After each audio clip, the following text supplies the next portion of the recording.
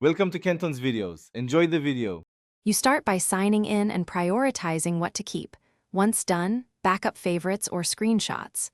Make sure to open Roblox settings, then navigate to privacy and account info. You'll be changing only local or allowable account visibility options.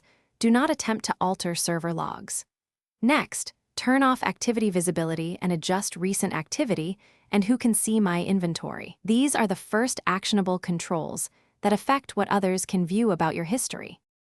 Once you've adjusted account visibility, clear local traces that store recent activity. On desktop, use your browser settings to remove cookies and cache for Roblox domains. On Windows, remove Roblox cache folders in %appdata% and local app data.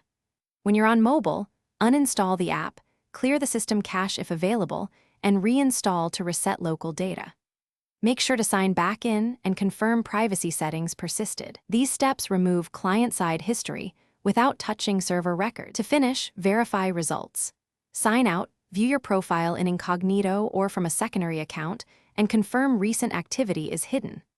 If you need permanent server-side change, submit a data or deletion request to Roblox support and follow their verified process. You cannot force delete audit logs yourself.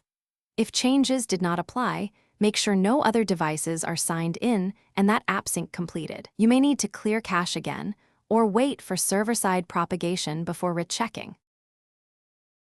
Thanks for watching. Consider subscribing if we helped you.